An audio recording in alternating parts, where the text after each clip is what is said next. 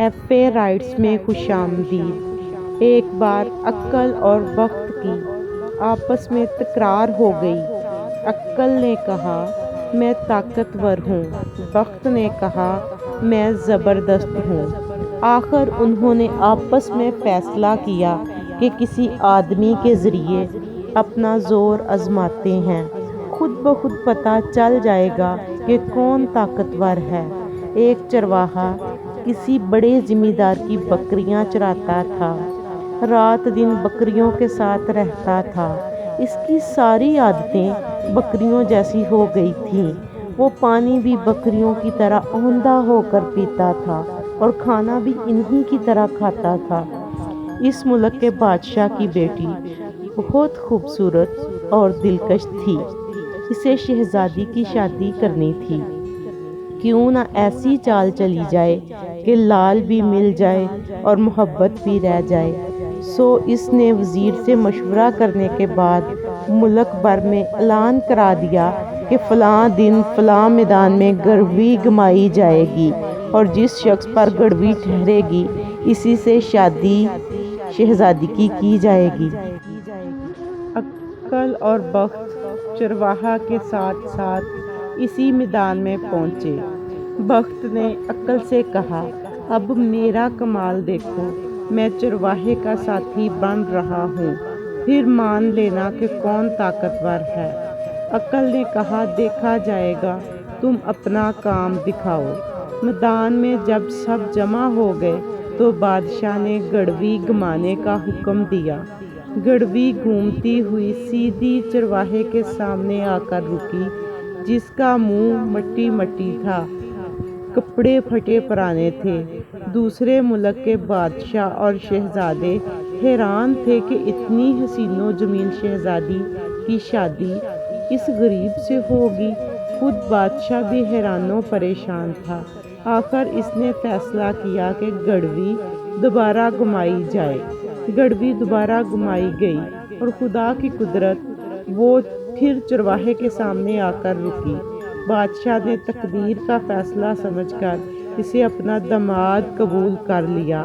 چرواہے کو غسل کے بعد بہترین کپڑے پہنائے گئے اور بنا سوار کے اسے پھانسی چڑھوا دوں گی اور میری جان آزاد ہو جائے گی۔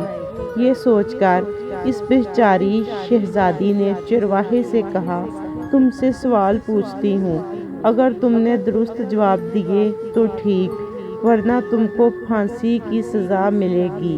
چرواہے نے بلا سوچے سمجھے شہزادی کی بات تسلیم کر لی۔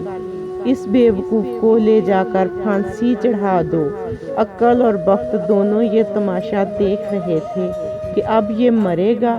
عقل نے وقت سے کہا تم نے اس کے ساتھ بلائی کی کہ اس کی شادی شہزادی سے کرائی، مگر ایسا وقت کس کام کا کہ شادی کی رات ہی اسے پھانسی چڑھا دیا جائے۔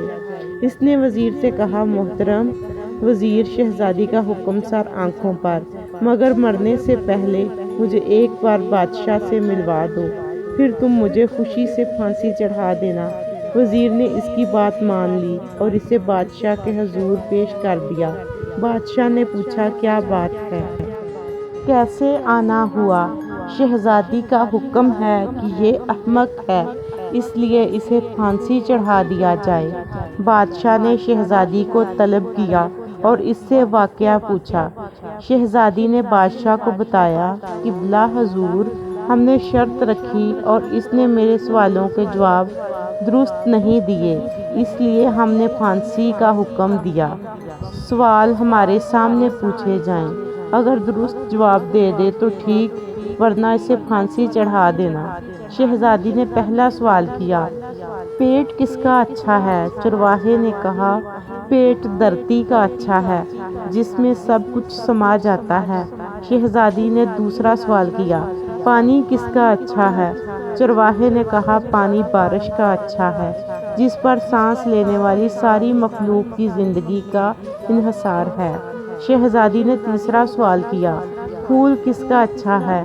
چرواہے نے جواب دیا कपास का फूल सबसे अच्छा है, जो सारी मखलूक का तन ढांपता है। ये जवाब सुनकर बादशाह ने कहा, बेटी, ये सब बातें तो अक्लमंदों की हैं। शहजादी ने शर्मिंदा होकर अपने शोहर से माफ़ी मांगी और फिर वो खुशगवार जिंदगी गुजारने लगे। ये देखकर बख्त ने अक्ल से कहा, ए अक्ल, तुम बिलाशुबा मुझसे ताकतवर हो, मैं कुछ भी नहीं हूँ। वो दोनों राजी खुशी अच्छे दोस्तों की तरह साथ साथ रहने लगे।